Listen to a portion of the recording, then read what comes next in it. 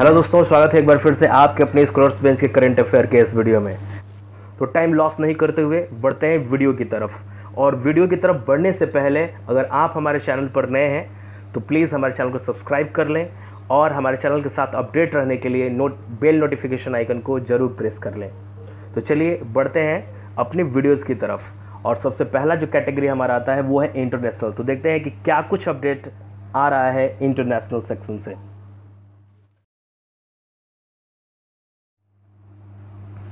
दोस्तों, international update में जो सबसे पहला आ रहा है वह है म्यांमार को $700 मिलियन का IMF ऋण प्राप्त होगा। दोस्तों, IMF यानी कि इंटरनेशनल मॉनेटरी फंड है जो निम्न आय वाले देशों के लिए रियायती दरों पर तुरंत ऋण सुविधा प्रदान करता है। म्यांमार की संसद ने देश में कोविड-19 से लड़ने पर अपने खर्च को मेंटेन करने के लिए IMF से अपनी तीव्र क्रेडिट सुविधा यानी कि RCF और रैपिड फाइनेंसिंग इंस्ट्रूमेंट यानी कि RFI के तहत $700 मिलियन का ऋण लेने के प्रस्ताव को मंजूरी दी है। म्यांमार की अगर बात करें तो इसकी राजधानी नेपिटाव है और मुद्रा यहां वर्मी कायट चलती है। अगला जो अपडेट है वो है ईरान को 25 टन कीटनाशक की आपूर्ति की जाएगी। HIL हैदराबाद इंडस्ट्रीज लिमिटेड टिड्डी नियंत्रण के लिए ईरान को 25 टन कीटनाशकों की आपूर्ति करेगा। कंपनी ने लैटिन अमेरिकी देश पेरू को 10 टन कवकनाशी मेनकोजेब का निर्यात किया है। HIL ने स्थानीय नियंत्रण कार्यक्रम के लिए राजस्थान और गुजरात को मालाथीन तकनीकी के आपूर्ति के लिए कृषि मंत्रालय के साथ एक समझौते पर हस्ताक्षर भी किया है। बात करें ईरान देश की तो इसकी राजधानी तेहरान होती है और मुद्रा यहां ईरानी रियाल चलता है। अगला जो अपडेट है हमारे पास वो है यूनाइटेड नेशन से। शीर्ष वैश्विक पहलों में शामिल है खुडोल। तो देखते हैं कि क्या कुछ नया है खुडोल में। संयुक्त राष्ट्र महासचिव के युवाओं के दूत ने मणिपुर के खुडोल का कोविड-19 महामारी के खिलाफ एक समावेशी यानी कि इंक्लूसिव लड़ाई के लिए टॉप 10 वैश्विक पहलों में सूचीबद्ध किया है। खुडोल का अर्थ उपहार होता है और यह इम्फाल की NGO YA ऑल की एक क्राउड फंडिंग पहल है। यह NGO 2017 में बनी थी। यह NGO देश की पहली ट्रांसजेंडर फुटबॉल टीम बनाने के लिए जानी जाती है। इस परियोजना में LGBTQI+ HIV और अन्य कमज़ोर लोगों के साथ रहने वाले लोगों को भोजन और स्वास्थ्य देखभाल करती है। बात करें मणिपुर की तो इसका जो राज्य पशु है वो है संगाई और राज्य पंछी है श्रीमती हुम के तीतर और राष्ट्रीय उद्यान काबुल लियामजाओ राष्ट्रीय उद्यान यहाँ पाया जाता है। तो बढ़ते हैं अगले कैटेगरी की तरफ और देखते हैं कि क्या कुछ नया अपडेट है हमारे अगले कैटेगरी में।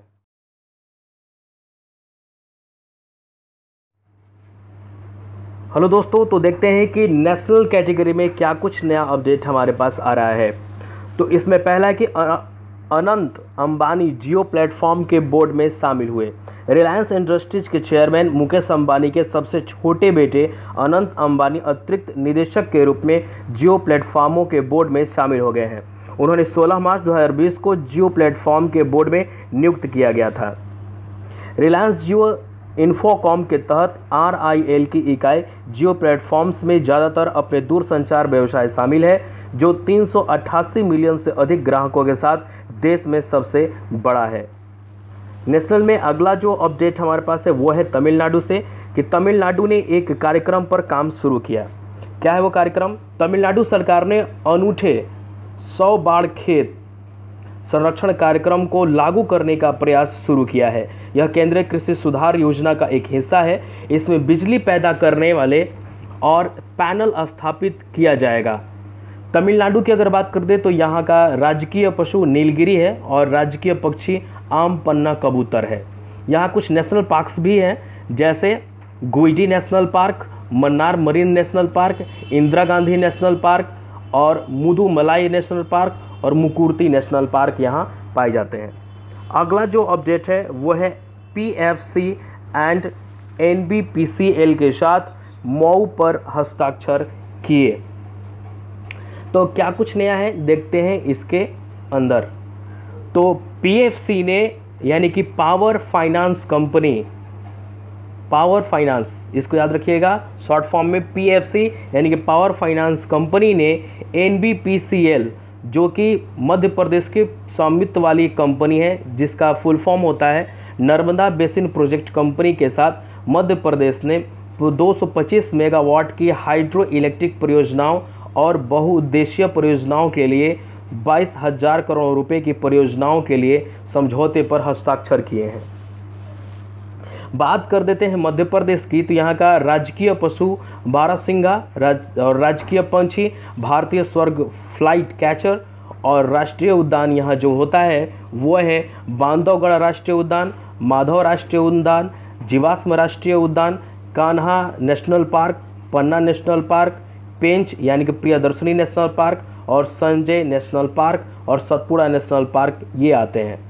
कुछ बांध भी यहाँ पर बनाए गए हैं वो जो कि एग्ज़ाम के पॉइंट ऑफ व्यू से इम्पॉर्टेंट हो जाते हैं, तो वो है बाढ़ सागर बांध जो कि सोन नदी पर बनाए गए हैं, भीमगढ़ बांध जो कि वैन गंगा नदी पर बनाया गया है, गांधी सागर बांध जो कि चंबल नदी पर बनाया गया है, इंदिरा सागर बांध जो कि नर्मदा नदी पर है, और ओमकारेश्वर बांध जो कि नर्मदा नदी पर पाया जाता है।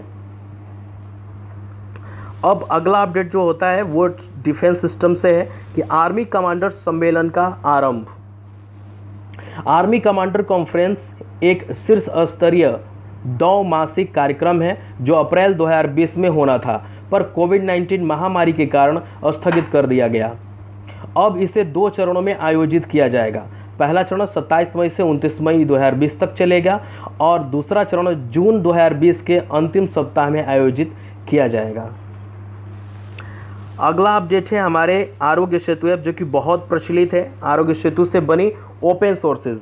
दोस्तों यहाँ बात हो रही है ओपन सोर्सेज की, तो बात करते हैं कि भारत का कोविड-19 यानी कॉन्टैक्ट ट्रेसिंग, सिंड्रोमिक मैपिंग और आत्म परीक्षण मोबाइल ऐप के अब ओपन सोर्सेज भी हैं। यह एक अनोखी बात है क्योंकि इस पैमाने पर दुनिया में कहीं भी कोई अन्य सरकारी प्रोडक्ट ओपन सोर्स नहीं है।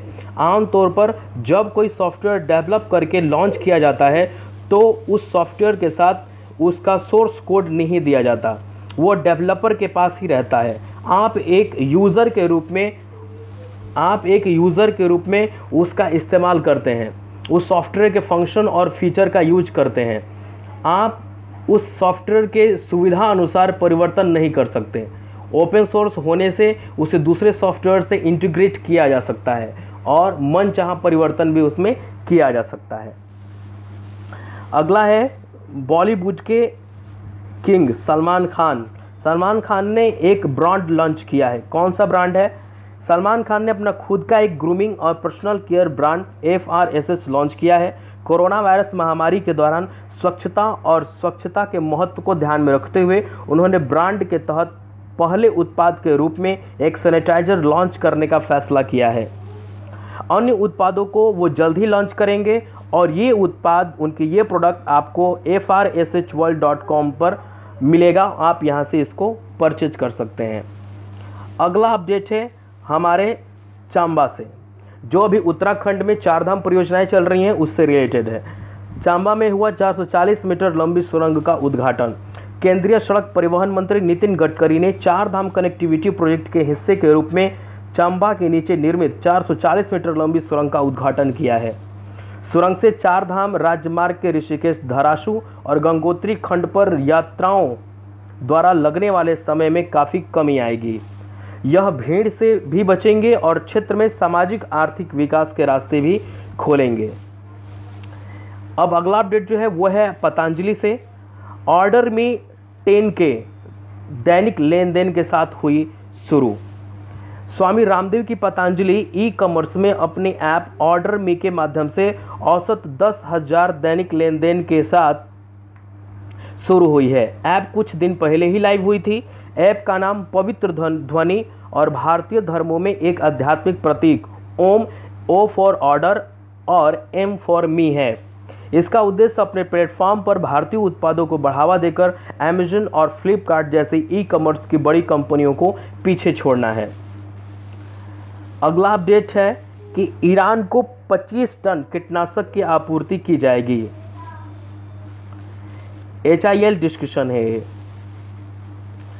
ये इम्पॉर्टेंट है, ये डाक विभाग और उद्यानिकी विभाग के बीच समझौता। डाक विभाग और उद्यानिकी विभाग बिहार ने शाही लीची और जर्दालू आम को लोगों के घर घर में पहुंचाने के लिए सहयोग किया है। बिहार के पोस्टल सर्कल ने मुजफ्फरपुर से शाही लीची और भागलपुर से जर्दालू आम की रसद के लिए बागवानी विभाग के साथ समझौता किया है। लोग ऑनलाइन वेबसाइट www.horticulture.bihar.gov.in पर आदेश दे सकते हैं। एक वर्ड आ रहा है यहाँ पे हॉर्टिकल्चर। हॉर्टिकल्चर और एग्रीकल्चर में क्या डिफरेंसेस आते हैं, बहुत बार कन्फ्यूजन क्रिएट होती है। हॉर्टिकल्चर एक खेती ही है, लेकिन इसमें सिर्फ फलों और सब्जियों को उगाया जाता है, यानी कि स्मॉल स्केल पर गार्डनिंग की जाती है। अगर बात करें एग्रीकल्चर की तो ये लार्ज स्केल का है, लार्ज पैमाने पर ये किया जाता है। जितने सारे इसके अंतर्गत आपके जितने सारे ग्रेन्स पल्सेस यानी कि अनाज, दाल, तिलहन जो भी सब है, जितने भी हम लोग उसको उपज करते हैं वो सभी एग्रीकल्चर के अंतर्गत आते हैं। बट हॉर्टिकल्चर के अंदर केवल फल और सब्जियां उगाने की तकनीक आती है। तो ये रहा नेशनल स्पोर्ट्स की कैटेगरी में जो अपडेट है वो है इटली ने यूरो 2020 जीता। तो इसमें है कि इटली ने फाइनल में सर्बिया को हराकर यूरोपियन चैंपियनशिप हासिल की और यूईएफए यूरो 2020 के विजेता का ताज पहना। इसका प्रतिनिधित्व 4 गेमर्स द्वारा किया गया था। यूईएफए यूरो 2020 सभी 55 यूईएफए राष्ट्रीय संघों की विशेषता वाली सबसे बड़ी राष्ट्रीय टीम ई फुटबॉल प्रतियोगिता है। अगर बात करें इटली की तो इटली की राजधानी रोम है और मुद्रा यहाँ इतालवी लीरा चलती है। तो आज दोस्तों स्कीम कैटेगरी यानी कि योजना कैटेगरी में जो पहला अपडेट है वो है वंधन योजना। वंधन योजना पर वेबिनार का आयोजन राजस्थान सरकार के साइंस एंड टेक्नोलॉजी डिपार्टमेंट द्वारा 26 मई को वंधन योजना यानी कि लर्निंग फॉर कोविड-19 पर आपकी योजना टॉपिक था। आपकी योजना पर व्याख्यान श्रृंखला के तहत वेबिनार का आयोजन किया गया था। बात करें राजस्थान से रिलेटेड तो उस वहाँ का पशु ऊंट और चिंकारा होता है। पंछी ग्रेट इंडियन बास्टर्ड्स और नेशनल पार्क जो हैं वो हैं होते हैं मुकुंदरा नेशनल पार्क, उजट national park, Keoladeo national park, Ranthambore national park और सिरिस्का नेशनल पार्क। और यहाँ कुछ बांध भी हैं जैसे बिशलपुर जो कि बनास नदी पर है और भाही बजाज सागर बांध जो कि भारी नदी पर है, राणा प्रताप सागर बांध जो कि चंबल नदी पर है और जवई बांध जो कि जवई नदी पर है। और अगला अपडेट है एलआईसी से रिलेटेड। एलआईसी ने संशोधित पीएम वय वंदना योजना लॉन्च की। भारतीय जीवन बीमा निगम ने 25 मई 2020 को प्रधानमंत्री वय वंदना योजना शुरू करने की घोषणा की। यह योजना 26 मई से 3 वित्तीय वर्षों के लिए यानी 31 मार्च 2023 तक बिक्री के लिए उपलब्ध कराई गई थी। यह योजना बुजुर्गों और पेंशनर्स के लिए है। इसे ऑनलाइन या ऑफलाइन खरीदा जा सकता है और इसका साइट है www.licindia.in। दोस्तों हेल्थ कैटेगरी में है पहला टाइम्स जॉब्स सर्वे रिपोर्ट। 10 में से 6 एचआर प्रबंधकों का ऐसा मानना है कि कोविड-19 लॉकडाउन हटने पर भी उनके संगठन वस्तुतः ऐसे ही काम करते रहेंगे। शेष फर्मों में अधिकांश एचआर प्रबंधक लगभग 44% ने कहा है कि वे पहले भाग में कार्यालय परिसर में केवल 30 से 40% कर्मचारियों को ही बुलाएंगे। टाइम्स जॉब्स के एक सर्वेक्षण में यह पाया गया है कि यह 1345 प्लस एचआर प्रबंधकों के बीच आयोजित किया गया था। अगला जो अपडेट है वो है SKIMS में हुआ संक्रामक रोग ब्लॉक का उद्घाटन। Sher-e Kashmir Institute of Medical Science Soura ने संक्रामक रोगों के ब्लॉक IDB का उद्घाटन किया। यह अपनी उन्नत रोग देखभाल सेवाओं को मजबूत करेगा। यह उत्तर भारत में पहला है जो शानदार गुणवत्ता से लैस है। अगला जो है अपडेट वो है CSIR IIM रिल ने नया परीक्षण किट जारी किया है। अगर बात कर देते हैं कि रीट्स की तो जम्मू में इंटीग्रेटिव मेडिसिन इंस्टीट्यूट ने एक नए reverse transcriptase loop medicated isothermal एम्प्लीकेशन RT lamp, जिसका शॉर्ट फॉर्म है, आधारित कोविड-19 टेस्ट किट डेवलप करने के लिए IIIM जम्मू और RIL के बीच समझौता हुआ। अगला जो अपडेट है वो है आपका कि कोरोना वायरस से रिलेटेड, यानी कि 2 जीवाणु स्रावित प्रोटीन की पहचान, यानी कि 2 कौन कौन से ऐसे प्रोटीन हैं जिनकी पहचान इस क्षेत्र में किया गया है। चीनी और अमेरिकी अनुसंधान टीमों ने संयुक्त रूप से 2 जीवाणु स्रावित प्रोटीनों की खोज की है जो प्रभावी रूप से वायरस की एक श्रृंखला को नष्ट कर सकते हैं, जिसमें कोरोना, डेंगू, HIV शामिल है। इन 2 प्रोटीनों में से एक लाइपेज डोमेन है, यानी कि एक प्रोटीन का नाम लाइपेज डोमेन है। अगला है वर्ल्ड हेल्थ ऑर्गेनाइजेशन से रिलेटेड। तो WHO ने कोरोना वायरस के लिए संभावित उपचार के रूप में हाइड्रोक्लोरोक्विन के नैदानिक परीक्षणों को अस्थायी रूप से निलंबित कर दिया है। यह फैसला लैंसेट मेडिकल जर्नल में प्रकाशित एक अध्ययन के बाद आया है, जिसमें कहा गया है कि यह मेडिसिन कोविड-19 रोगियों में मौत का खतरा बढ़ा सकती है। यह गंभीर रूप से दुष्प्रभाव पैदा कर सकती है। बात यदि अवार्ड सेक्शन की करते हैं तो इस सेक्शन में मेजर सुमन गवानी को सम्मानित किया जाएगा। मेजर सुमन गवानी को प्रतिष्ठित United Nations military gender advocate of the year award 2019 के लिए चुना गया है। वह एक भारतीय सेना अधिकारी और महिला शांति रक्षक हैं जिन्होंने दक्षिण सूडान UNMISS में संयुक्त राष्ट्र मिशन के साथ काम किया है। UNMISS में शांति प्रयासों के लिए उनके उत्कृष्ट योगदान के लिए उन्हें सम्मानित किया गया है।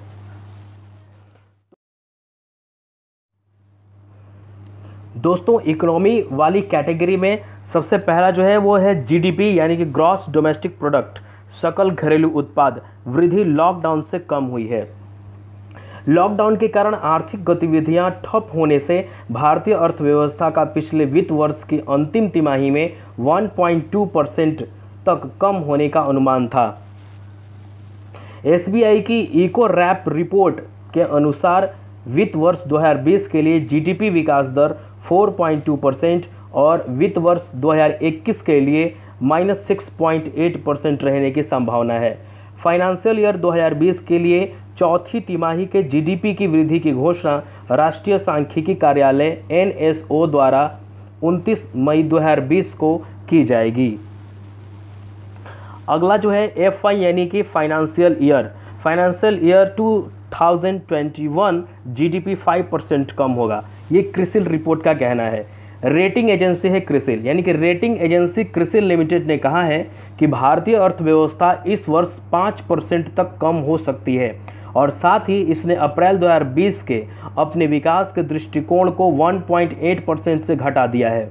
वर्तमान वर्ष की मंदी भारत की आज़ादी के बाद की चौथी और शायद सबसे खराब हो सकती है। आर्थिक मंदी दोस्तों एक वर्ड आ रहा है, ये किसको कहते हैं? जब अंतर्राष्ट्रीय स्तर पर वस्तुओं और सेवाओं के उत्पादन में निरंतर गिरावट और GDP कम से कम 3 महीने डाउन ग्रोथ में हो तो उसे विश्व आर्थिक मंदी कहा जाता है। यह मंदी भारत में खराब मानसून की वजह से 3 बार आई थी, एक 1991 में 1991, 1980 यानी 1980 और एक 2008 में लगभग। अगला जो अपडेट है वो है बैंक ऑफ बड़ौदा MSEME, याद रखिएगा। और इसमें दिया गया है कि बैंक ऑफ बड़ौदा MSMES को ऋण प्रदान करेगा। सरकार द्वारा घोषित 3 लाख करोड़ रुपए emergency credit line guarantee scheme ECLGS के तहत MSME को 12,000 करोड़ रुपए तक का ऋण देगा। वित्त मंत्री निर्मला सीतारमण ने MSME को समर्थन देने के लिए 3 लाख करोड़ रुपए की 100% गारंटी योजना की घोषणा की थी, जो कोरोना संकट से प्रभावित हुई। बात करें बैंक ऑफ बड़ौदा की तो इसका मुख्यालय अलकापुरी बड़ोदरा होता है। मारुति सुजुकी को ICICI बैंक के साथ भागीदारी करनी पड़ी। क्यों? कि company Maruti Suzuki India MSI ने हाल ही में कहा कि उसने अपने ग्राहकों को बेहतर कर्ज सुविधा उपलब्ध कराने के लिए आईसीआईसीआई बैंक के साथ समझौता किया है। इसके तहत कार खरीदने वालों को मासिक किस्त के मामले में कुछ राहत दी। इसके तहत ग्राहकों को शुरू में कम किस्त देने की सुविधा भी दी जाएगी। अब आता है कि RECS ने ताज सैट्स के साथ क्या करार किया है। RES फाउंडेशन की CSR ब्रांच ने नई दिल्ली के सफदरगंज हॉस्पिटल में चिकित्सा कर्मचारियों के लिए विशेष रूप से निर्मित पौष्टिक भोजन पैकेट वितरित करने के लिए ताज सैट्स के साथ साझेदारी की है। हर दिन नई दिल्ली के फ्रंट लाइन हेल्थ केयर योद्धाओं के लिए 300 भोजन पैकेट दिए जा रहे हैं। इसके माध्यम से नई दिल्ली में 18,000 से अधिक भोजन वितरित किए जाएंगे। अगला अपडेट है इन्फोसिस एवलॉक। इन्फोसिस यह भारत के आईटी कंपनी है। इन्फोसिस यह भारत के आईटी कंपनी है जिसका मुख्यालय हैदराबाद में है। इसके CEO सलील पारेख हैं। इन्फोसिस ने एक वेल्थ मैनेजमेंट सॉफ्टवेयर है और जो डिजिटल टेक्नोलॉजी प्रोवाइडर एवलॉक के साथ पार्टनरशिप की है। एवलॉक का मुख्यालय स्विट्जरलैंड में है। यह डिजिटल प्लेटफॉर्म के माध्यम से end to end wealth management क्षमताओं को प्रदान करेगा। एवलॉक इन्फोसिस ग्राहकों के मॉडर्नाइजेशन और उनके विरासत सिस्टम को चेंज करने में भी मदद करेगा। तो इकोनॉमी के अपडेट में बस इतना ही। तब तक के लिए आपका बहुत बहुत धन्यवाद और हमारे वीडियोस पर बने रहने के लिए आपका फिर से एक बार बहुत बहुत धन्यवाद। और हमारे चैनल को सब्सक्राइब करें, बेल नोटिफिकेशन आइकन को ज़रूर प्रेस कर दें और प्लीज़ कमेंट करना बिल्कुल नहीं भूलें। अपने सुझाव और एडवाइस कमेंट बॉक्स में जाकर ज़रूर कमेंट करें। Thank you so much.